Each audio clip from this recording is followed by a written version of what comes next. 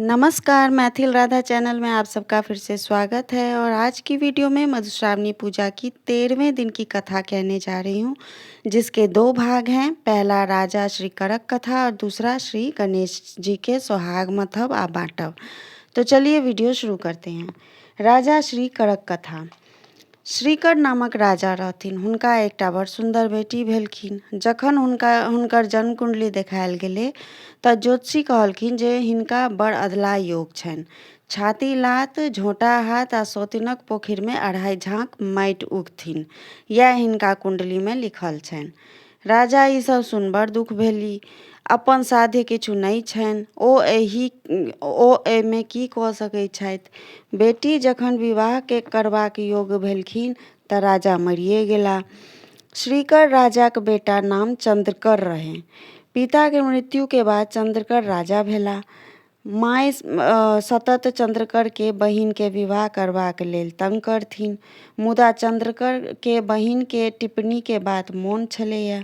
ओ अपन माय से कहलखिन जे हम बहिन के विवाह नहि करेबै। हम हुनकर अपमान नहीं सही सकै छी। छाती लात, झोंटा हाथ आ सौतिनक पोखरि 2.5 झाँक माटि उघब देखि हमरा बर्दाश्त नहीं हेतै। हम एकर निराकरण सोचि रहल छी जे नहि कियो हुनका देखतै आ नहि ककरो से विवाह हेतै, नहि कियो छातीमे लात मारतै आ नहि कियो झोंटामे हाथ लगेतै आ नहि सौतिनक पोखरिके माटि उघऽ पड़तनि। राजा चंद्रकर एक निर्जन वनमे माटिके एक बड़ पैघ सन्ही खुनवेलखिन। ओहिमे रहबाक योग्य एक घर आ एक इनार सेहो बनवेलखिन। एक चरियाके संग बहिनके ओहि सोन्हीमे बास दऽ देलखिन। ऊपरसँ सोन्हीके मुँह बंद कऽ देलखिन। कनेक दुआरि ओहिमे छोड़ि देलखिन आबि जायबके लेल, आ जाहि बाटे कनि हवा बरसात आबि सके, कोनो तरहे एक आदमी बाहर भीतर आबि सके। राजकुमारी अबला छलीह, हुनका भाइके बात मानऽ पड़लै। ओ सोन्हीमे दिन काटऽ लगली। मास दिन पर हुनकर भाइ खयबा पीबाके वस्तु अपन पठा दे। एक दिन सुवर्ण नामक राजा शिकार खेलाइत ओहि वनमे पहुँचला जतऽ राजकुमारी सोन्हीमे रहै छलखिन। राजाके प्यास लागि गेलनि। ओ पानी तकैत छलाह। अचानक हुनका चुट्टी सब पर नजर पड़लै। चुट्टी सब एक धारी से जाइ छलैया। जखन राजा ओकरा देखलखिन तऽ देखै छथि जे चुट्टीके मुँहमे साग आ भात छै। राजाके विश्वास भऽ गेलै जे एहि लग पासमे कियो मनुष्य रहै छै। ओ चुट्टीके धारीके अंत तक गेला। ओ देखै छथि जे एक झाड़ीमे गीदड़ आ शाहीक बिल सन सोन्ही छै। ओहिसँ चुट्टीके धारी बहरायल अछि। राजा सोन्हीके पैसि गेला। भीतर गेलाके बाद देखै छथि एकटा बढ़िया आंगन आ एक इनार। ओ हाक लगेलखिन जे कियो एतऽ छै कि? हमरा बड्ड जोर प्यास लागि गेल अछि, कनिक पानि पियाउ। हाक सुनि राजकुमारी एक पात्रमे शीतल जल अपन चेरियाके हाथों पठा देलखिन। राजा जल पीलखिन, किंतु प्यास लगले रहलै। ओ पुनः फेर पानि मांगि कऽ पीलखिन। ओतऽ हुनका चेरियासँ ज्ञात भेलनि जे एक सुन्दर राजकुमारी एहि सोन्हीमे रहै छथि आ ओ कुमारिए छथि। ओहि राति राजा ओतऽ रहि गेला आ राजकुमारक सुन्दरता देखि राजकुमारी मोहित भऽ गेली। ओ राजकुमारीसँ विवाह कऽ लेल आ सुख विलास करैत किछु दिन ओतहिए बितेलखिन। राजा अपन राजधानी घुरबाक विचार करऽ लगला। राजकुमारी कहलखिन, जाइ छी तऽ जाउ, मुदा ई बात मोन राखब जे साउन सुदी तृतीयाके मधुश्रावणी पावनी हेतै। ओहि दिन नवविवाहिता कनियाँ पाबनि करै छथि। ओहि दिन कनियाँ सब सासुरेके वस्त्र पहिरै छथि आ सासुरेके अन्न खाइ छथि। तेँ मोन पाड़ि कऽ ककरो द्वारा सब पठा देबै। राजा अपन राजधानी घुरि गेला। कारीगरके बजायल गेलै आ एक खूब सुन्दर चुनरी बुनि कऽ देबैके लेल आज्ञा देल गेलै। ई बात जेठकी रानी बुझि गेलनि। रानी सोचल जे राजा फेर कतहु दोसर विवाह कऽ कऽ आयल छथिन, तेँ ने जोलाहके चुनरी बुनि देबाक लेल कहल गेलैया। एतेक दिन जे राजा निपत्ता छलाह तकर इएह कारण छलैया।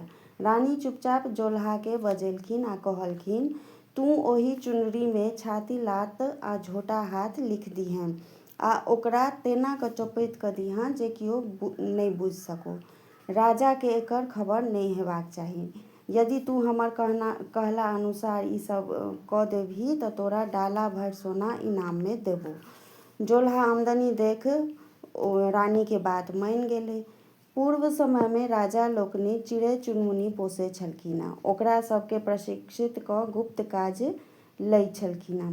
राजा सुवर्णके सेहो एकटा कौआ छलनि। राजा चुनरी एकटा बाँसक चोंगामे दऽ ओकर मुँह बन्द कऽ देलखिन आ मधुश्रावणीसँ एक दिन पूर्व कौआके देलखिन आ नव कनियाँके पता बुझा दऽ अयबाक आदेश देलखिन। कौआ चालाक तऽ रहै, लेकिन छलै तऽ कौए। बाटमे एकटा कुम्हारक ओतऽ भोज रहै। ओतऽ ओ चोंगा राखि ऐंठ कूटि खाए लगलाह। ओ चोंगा ओतहिए बिसरि गेलै। मधुश्रावणी दिन राजकुमारीके सासुरसँ कोनो वस्तु नहि एलै। ओ तमसा कऽ उजरा चाननसँ गौरीके पूजा करऽ लगलखिन आ कर जोड़ी वर मांगलखिन जे जहिया हमरा राजासँ भेंट होय तऽ हम बोक भऽ जाइ। राजकुमारीके भाय चंद्रकरके जखन ई बात पता लगलै जे हुनकर बहिन विवाह कऽ लेलखिन तऽ ओ तमसा कऽ खर्चा पठेनाइ बंद कऽ देलखिन। खर्चा बंद भेलासँ राजकुमारीके साँझक साँझ उपवास बीतऽ लगलै। चेरियाके राजकुमारीके कष्ट नहि देखल जाय। लग पासमे एकटा पोखरि खुनाइ छलैए। ओहिमे माटि उघक काज ओ चेरिया करऽ लगलै। साँझमे बोनी आनि दुनू गोटा अपन उपास तोड़े। ई काज चेरिया नित्य दिन करऽ लगलै। ओही बोनीसँ दुनू गोटाके गुजर लेकिन नहि जाय। राजकुमारी सेहो फाटल पुरान पहिर चेरियाके संगे बोनी करऽ लेल जाय लगलखिन। ओतऽ हुनका पता लगलै जे ई पोखरि हुनकर सोतिने खुना रहल छै। ई बुझिते हुनका अपन टिप्पणीके बात मोन पड़ि गेलै। ओ सोचलखिन जे लिखलाहाके किओ नहि मिटा सकै छै। जखन ओ पथियामे माटि उठेलखिन आ भारी लगलै तऽ बाजि उठलखिन, सिरकर सिरही चढ़ाओल, चंद्रकर देल बनवास, राजा सुवर्ण बनहि बियाहल, लिखला नहि परकार। जौन सब ई सुन अचकचा गेलै। राजकुमारी दोसर पथिया माटि उठेलखिन आ वैह फकरा फेर बजलखिन। ई फकरा सुनि राजा सुवर्णक विवाहके बात सुनि सबके आश्चर्य लागि गेलै। संयोगसँ राजा सेहो ओहि दिन पोखरिके काज देखबाक हेतु आयल छलखिन। ओहो ई फकरा सुनलखिन। फकरा सुनि हुनका सबटा बात मोन पड़ि गेलै। कोना ओ प्यासे व्याकुल राजकुमारीके ओतऽ गेला, केहन ओतऽ हुनकर आदर सत्कार भेलनि, फेर विवाहो केलखिन, सब बात राजाके स्मरण भऽ गेलै। तकर बाद ओ अपन राजधानी आबि ओहि राजकुमारीके बिसरि गेलाह। राजाके लाज आ आत्मग्लानि भेलनि। राजकुमारी तेसर पथिया माटि फेकबाक लेल उठेलखिन। एहि बेर ओ अधे पथिया फेक सकलखिन। तही बीचमे राजा सुवर्ण हुनका आगाँमे ठाढ़ भऽ गेलाह। राजकुमारीके राजा चिन्ह गेलाह आ पुछलखिन जे ई काज किया कऽ रहल छी। राजकुमारी गौरीक वरदानक अनुसार बोक भऽ गेलखिन। ओ राजाके किछु उत्तर नहि दऽ सकलखिन। बोक भेल ठाढ़े रहि गेलखिन। राजा सवारी मंगाए चेरियाक संग राजकुमारीके राजमहल तक लऽ गेलाह। ओतऽ स्नान कराए सुन्दर पटोर आ गहना सब पहिरा रानीके सम्मान देलखिन। तखन राजाके एहि बातके बड़ दुख भेलै जे ई बजैत किया नहि छथिन। चेरियासँ पुछला पर ओ कहलखिन, मधुश्रावणी दिन अपने पावनी हेतु किछो नहि पठेलियै। ओही तामससँ राजकुमारी उजरा फूल आ उजरा चाननसँ गौरीके पूजा केलखिन आ गौरीसँ वरदान मंगलखिन जे जखन हमरा राजासँ भेंट हुए तऽ हम बोक भऽ जाय। तेँ ओ नहि बाजि रहल छथि। राजा जखन सब बात सुनलखिन तऽ हुनका दुखक पारावार नहि रहलै। ओ कौआके बजा कऽ चोंगाक खोज करेलखिन। कौआके ई बात ध्यानसँ उतरि गेल रहै। खोज करिते ओकरा कुम्हारक ओहिठमाके बात मोन पड़ि गेलै। राजा अपन दूतके पठा कुम्हारक बजेलखिन। तखन ओ कहलखिन जे हमरा एकर जानकारी तखन ओ कुम्हार कहलकै जे हमरा एकर जानकारी नहि अछि, तखन हम अपना अँगनामे खोज करै छियै। कुम्हरा तखन आँगन गेलै आ खोज केलकै तऽ पता लगलै जे भोजक दिन ओकर चार परसँ खसल रहै आ ओकर पुतोह ओ चोंगा उठा कऽ कोठीमे राखि देने रहै से राखले हेतै। ओ आनि कऽ राजाके देल गेलै आ क्षमा याचना कयल गेलै। राजकुमारीके तखन संतोष भेलै जे एहिमे राजाके कोनो दोष नहि छलैए। कौआके चंचलतासँ ई सब फसाद भेलै। चोंगा आनि जखन राजा देखलखिन तखन सब वस्तु ओहिना ओहिमे राखल छलैए। चोंगामे से पटोर निकालि जखन देखलखिन तऽ देखैत छथि जे ओहि पर लिखल अछि छाती लात आ झोंटा हाथ। राजाके ई देखते देरी देहमे जेना आगि लागि गेलै। ओ जोलहाके बजा कऽ पुछलखिन जे ई कोना लिखल गेल। जोलहा सब सविस्तार कहि देलकै।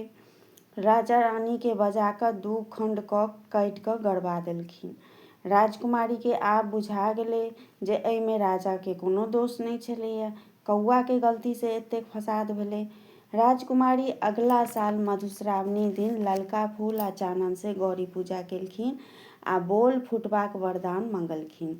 रानीके बोल फुटलनि आ तखन ओ राजाके संग रानी बनि सुखसँ अपन जीवन बितबऽ लगलखिन। आब सुनियो श्री गणेश जी के सोहाग मथब आ बाँटब। मधुश्रावणी दिन गणेश जी गौरी से कहलखिन, माय आइ मधुश्रावणी छियै, हम सोहाग मथब आ जे मांगब तकरा अहाँ देब। गौरी कहलखिन, अवश्य मथू आ जै वस्तुके प्रयोजन हेतै से हमरा कहू, हम ओरिया देब। गणेश जी कहलखिन, हमरा धान, धनी, काठक तामा, नीम, बेल आ आमक काठी चाही। गौरी गणेश जी के सब वस्तु ओरिया कऽ देलखिन। गणेश जी सोहाग मथऽ आ बाँटा लगलखिन। सर्वप्रथम एक धोबिन एलै आ सोहाग मंगलखिन। गणेश जी ओकरा सोहाग देलखिन आ कहलखिन, अहाँक धोबी नुआ वस्त्र धोता, भट्टी लगेता, भरि दिन परिश्रम करता आ साँझखन घर एता, ताहिसँ अहाँके सोहाग बढ़त। तकरा बाद एक कैथिन सोहाग मांगै लए एली। गणेश जी हुनको सोहाग देलखिन आ कहलखिन, अहाँके देवान जी भरि दिन लिखा पढ़ी करता आ साँझखन घर एता, अहाँ अपन सीकीक मोनी चंगेरी बुनब आ खोपाक विन्यास करब, ताहिसँ अहाँके सोहाग बढ़त। तकरा बाद एक मलाहिनी एलै। गणेश जी ओकरो सोहाग दै कहलखिन जे अहाँके मलाह माछ मारता आ बेचता, जाल बुनता आ टापी बनेता, अहाँके देह मछाइन महकत, ताहिसँ अहाँके सोहाग बढ़त। तखन एक मालिनी एलै।